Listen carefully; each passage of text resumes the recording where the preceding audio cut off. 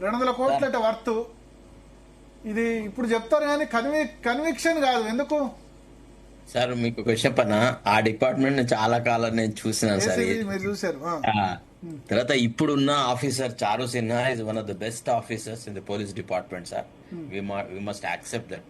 కాకపోతే ఈ పాలిటీషియన్స్ కనుక పోలీస్ యంత్రాంగంతో ఇంటర్ఫియర్ కాకపోతే, వాళ్లకు ఫ్రీడమ్ ఇస్తే దీన్ని ఒక ఆట కట్టిస్తారు సార్. కానీ మనకి ఇక్కడ పోలీసులను తాబేదారులుగా, పని మనుషుల్లాగా వాడుకోవడము, రాజకీయ ప్రత్యర్థులను, వాళ్ళకు నచ్చని ఆఫీసర్ల మీద అటాకులు చేయడం, రేచు కుక్కల్లాగా వాడుకుంటున్నారు. ఇది తప్పు. మీరు దాదాపుగా రేవంత్ రెడ్డి అధికారంలోకి వచ్చినప్పటి నుంచి జరిగినటువంటి ఏసీబీ రేడ్లు చూస్తే 80% మంది బీసీలే సార్.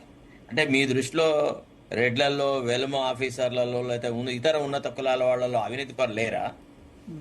మొత్తం గుడి లింగాన్ని మింగే వాళ్ళు ఉన్నారు. వీళ్ళు చాలా తక్కువ. వీళ్ళంతా tip of the iceberg. Corruption cases లో నేను చూస్తాను కదా, చాలా ఎంత ఘోరం అంటే సార్, ఇప్పుడు ముఖ్యమంత్రిని ఒక వైట్ పేపర్ తీయమను. నేను ముఖ్యమంత్రి అయిన తర్వాత ఏసీబీ కేసులలో చిక్కుకున్న వాళ్ళకి ఎవరికి రీఇన్స్టేట్మెంట్ ఇవ్వలేదు అని చెప్పమని సార్ నేను చూస్తా.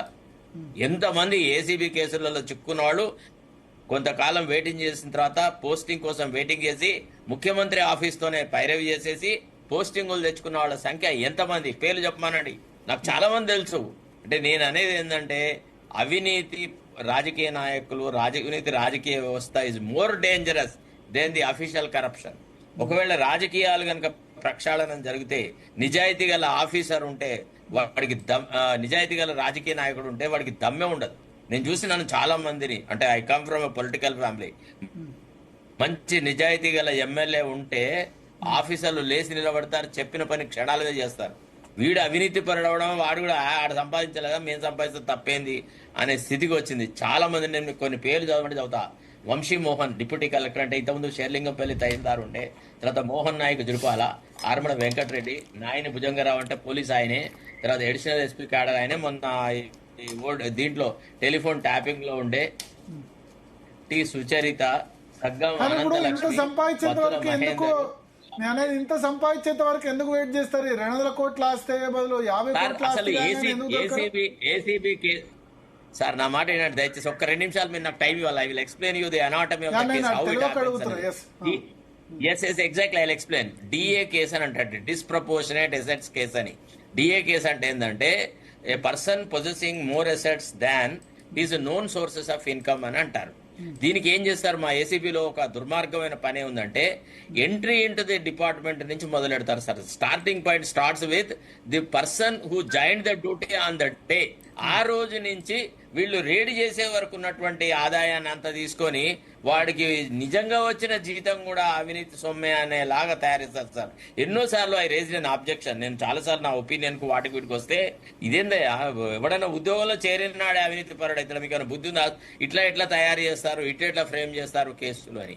అయితే కరప్షన్ అనేది కొన్ని వర్గాల వాళ్ళు, ఇప్పుడు ఫర్ ఎగ్జాంపుల్ కేసీఆర్ నాడు, కేసీఆర్ ఒక వర్గం ఆఫీసర్లకు ఫుల్ ఫ్రీడమ్ ఇచ్చేసినారు.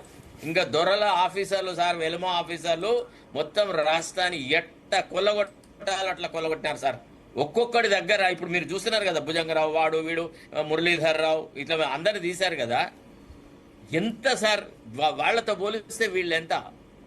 సో మనకి రాజకీయాలను క్లీన్ చేయాలా, ఈ సీట్లు అమ్ముకునుడు ఆపాలా, నిజమైన కార్యకర్తలకు ఇవ్వాలా, పార్టీ జెండా మోసిన వాళ్లకు, పార్టీలలో కొంత అంటే నిబద్ధత గల నా కార్యకర్తలకు ప్రాధాన్యత ఇవ్వకపోతే, ఈ పారాట్రూపర్స్ వస్తారు కదా లాస్ట్ మినిట్ లో టికెట్లు కొనుక్కోపోయేవాళ్ళు, చటక్క టికెట్లు కొనుక్కోపోతారంట. రేపు ఎలక్షన్ అనగా 2-3 రోజులు ఎలక్షన్ అనగా వచ్చే వేలంపాటలో వచ్చే ఆయన ఎవరు, వివేక్ ఒక సీట్ కొనుక్కున్నాడు, అన్నకో సీట్ ఇప్పించినాడు, కొడుకు ఒక్క సీట్ ఇప్పించినాడు, ఆయన మంత్రి అయినాడు. ఏడు సార్ కాంగ్రెస్ కార్యకర్తలు కష్టపడి మొత్తుకొని చచ్చినాడు. మరి వాళ్ళ కింద పనిచేసే ఆఫీసర్లు కూడా అంతే కదా. వాళ్ళు ఏమంటారు, మేము 500 కోట్లు ఖర్చు పెట్టాం, కాంగ్రెస్ హైకమాండ్కి 500 కోట్లు ఇచ్చినాం, మాకు ఎక్కడి నుంచి రావాలి డబ్బులు? ఇగో ఇక్కడి నుంచే వస్తాయి. ఇదే కదా జరుగుతుంది.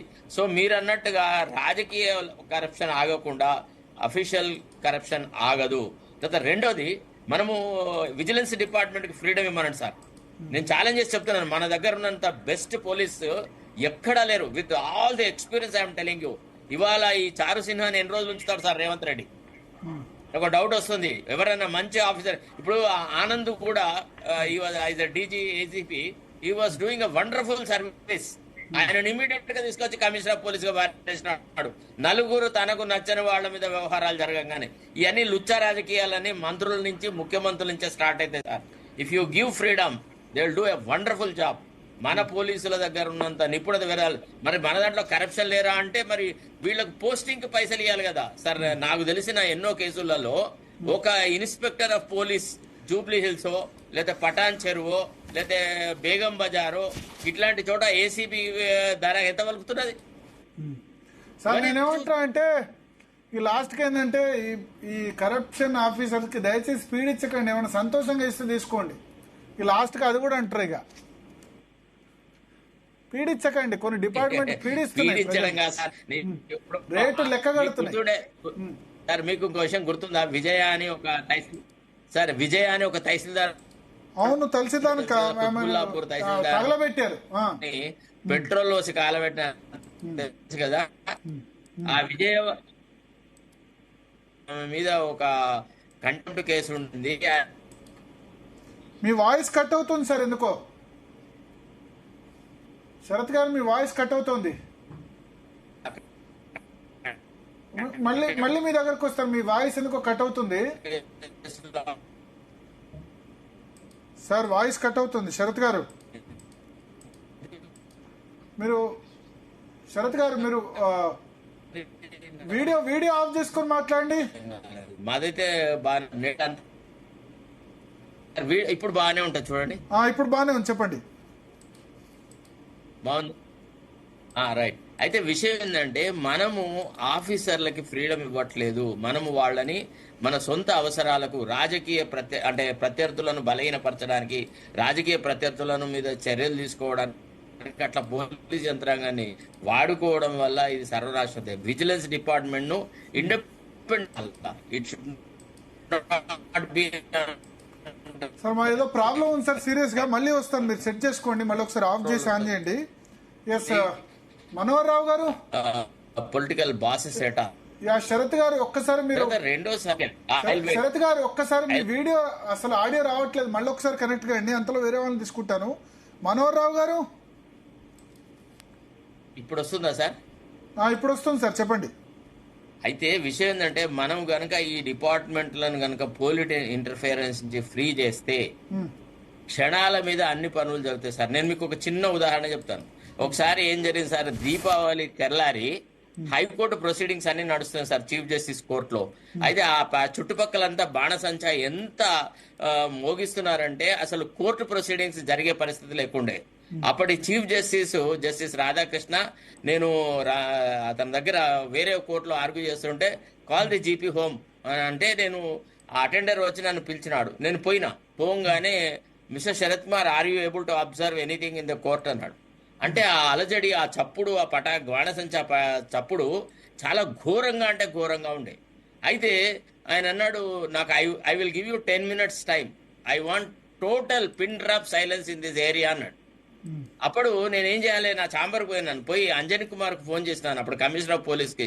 సార్ ఇట్లా chief justice has given me this direction, in 10 minutes he wants total peace in this entire area sir, what you do is not my concern అన్న. అనగానే yes mister Sarath Kumar, we are getting it అని అన్నాడు. ఆ తర్వాత sir మీరు ఒక 10 నిమిషాలలో మొత్తం ఆ ఏరియా అంతా సైలెన్స్ తీసుకొచ్చినారు. The chief justice appreciated me, he told me you mean business ఇట్లా చేయాలా, ఇట్లా ఉన్నారు అని. అది నా గొప్పతనం కాదు, తెలంగాణ పోలీసులకు ఉన్నటువంటి పట్టుదల అట్లాంటిది, వాళ్ళ చైతన్యం అట్లాంటిది, వాళ్ళ ట్రైన్డ్ ఆఫీసర్స్ బ్రహ్మాండమైన వాళ్ళు ఉన్నారు. కాకపోతే ఈ రాజకీయ నాయకులు వీళ్లకు పబ్బం గడిపే ఆఫీసర్లకు ప్రధానమైన పోస్టులు ఇస్తున్నారు, నిజాయితీ పనులను తీసి చెత్తబొట్లో దాఖలు చేస్తున్నారు. దాని వల్ల ఇది జరుగుతుంది. ఈ ఆఫీసర్ల ట్రాన్స్ఫర్లు it has become a great source of income to the politicians. ఎమ్మెల్యేలు పోతారు సార్, ఇవాళ ఒక ఎమ్మెల్యేకి ఎందుకు సార్ సిఐ ఎవరుండాలా ఎవరుండద్దని, తర్వాత ఎమ్మెల్యే నియోజకవర్గానికి రాగానే సిఐ పోలీసు సబ్ ఇన్స్పెక్టర్ తో సహా అందరు పోయి క్యాంప్ ఆఫీస్ లో ఆయనకు నమస్కారాలు పెట్టాలి రావాలి. ఇది ఎట్లా సార్? ఇది పొలిటికల్ ఇంటర్ఫియరెన్స్ ఆపితే మీరు అన్నట్టుగా సిస్టమ్ ఇంప్రూవ్ అవుతుంది సార్. అంతకంటే ముందు ఏం చేసినా వేస్ట్. తహసీల్దార్లైనా గంతే, వైరైనా గంతే, పైసలు కావాలి, డబ్బులు వసూలు చేయాలి, అన్ని రకాలుగా చేయాలి. తర్వాత వాళ్ళ పిల్లలకు చదువులు వాళ్ళు ఏం చేస్తారా? ఇప్పుడు గిరిదావరి కొడుకైనా తహసీల్దార్ కొడుకైనా చైతన్య కాలేజీలో చేర్పించాలంటే 2 లక్షల ఫీజు. ఇంటర్మీడియట్ ఫీజు ఎవడన్నా 2.5 లక్షలు విన్నారు సార్ మీరు? 2.5 lakhs they are charging per year. 4 lakhs. కొన్ని చోట్ల అట్లా కూడా ఉంది. అయితే దానికి సరే, దానికి కరప్షన్ చేయాలంటే ఎట్లా? మరి ఏం చేస్తాడు? ప్రజల్ని బీడించుకొని ఏం చేస్తాడు? తినాలంటే ఎట్లా? ఆ జీతంతో పిల్లలకు చదువు మరి ప్రభుత్వ ఉద్యోగులు కాని వాళ్ళు ఏంది పరిస్థితి? మరి ప్రభుత్వ ఉద్యోగుల కన్నా ఎంత జీతం ఉంది కాని వాళ్ళు? ఆస్తులు అమ్ముకొని కడుతున్నారు సార్. ప్రభుత్వ ఉద్యోగులు కాని వాళ్ళు, ఆస్తులు అమ్ముకొని ఫీజులు ప్రభుత్వ ఉద్యోగులు కాని వాళ్ళు కడుతున్నారు. సార్. ప్రభుత్వ ఉద్యోగులు అయితే ఓకే, ప్రభుత్వ ఉద్యోగులు కాని వాళ్ళు ఆస్తులు వాళ్ళు ఎట్లా అమ్ముకుంటున్నారు కట్టాలి సార్. మరి? మీరు వింటులేరు. ఆస్తులు అమ్ముకుంటున్నారు. నాకు ఎంతో మంది తెలుసు. పిల్లవాళ్ళ చదువుల కోసమని ఎకరము 1/2 ఎకరం అమ్మిన వాళ్ళు ఎంతో మంది ఉన్నారు. మీరు పోయి అడగండి సార్. ఒక చైతన్య కాలేజ్ దగ్గరకు, ఒక నారాయణ కాలేజ్ దగ్గరకు పోయి ఇంటర్మీడియట్ విద్యార్థుల తల్లిదండ్రుల ఘోష కనుక మీరు చూస్తే Yes, yes. You will understand. ఒకసారి మనోహర్ రావు గారిని తీసుకు